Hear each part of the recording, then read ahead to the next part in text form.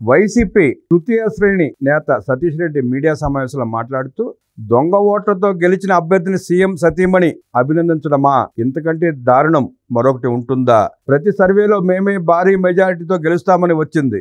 జగన్ ఎప్పుడూ విలువలతో కూడిన రాజకీయాలు చేస్తాడు. పనికిరాని రిగ్గింగ్ పనులకు జగన్ ఏనాడూ పూనుకోలేదు.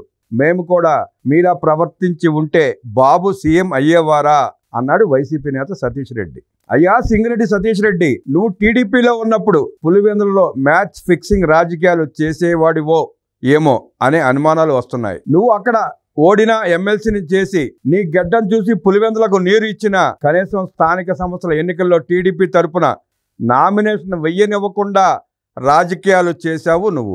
జగన్ సీఎం కాగానే నువ్వు రాజకీయ సన్యాసం చేశావు. నువ్వు లేని సమయంలో పట్టభద్రుల ఎన్నికల్లో పులివెందులలో మెజారిటీ సాధించింది టీడీపీ. 2024 ఎన్నికల్లో జగన్ మెజారిటీ గణనీయంగా తగ్గించింది టీడీపీ. నువ్వు టీడీపీలో ఉండగా సాధించలేకపోయిన జెడ్పీటీసీ ఎన్నికల్లో జగన్ సొంత పులివెందులలో డిపాజిట్ కోల్పోయేట్లు చేసింది టీడీపీ. నీ శల్య సారథ్య ఫలాలు వైకాపా అనుభవిస్తోంది ఇప్పుడు. విలువలు విశ్వసనీయత కోల్పోయిన నీ రాజకీయ జీవితం ముగిసిన కథ.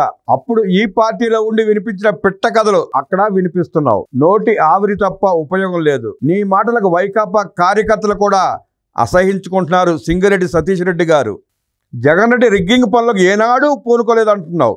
జగన్ రెడ్డి కాందానంతా రిగ్గింగులతోనే పబ్బం కడుక్కున్న సంగతి, రిగ్గింగ్ చేసే గెలిచిన సంగతి నువ్వే పుంకాను పుంకాలుగా చెప్పిన స్టేట్మెంట్లు, వీడియోలు ఇంకా సజీవంగానే ఉన్నాయి. సతీష్ రెడ్డి గారు, ప్రతి సర్వేలో మేమే భారీ మెజార్టీతో గెలుస్తామని వచ్చిందంటున్నావు.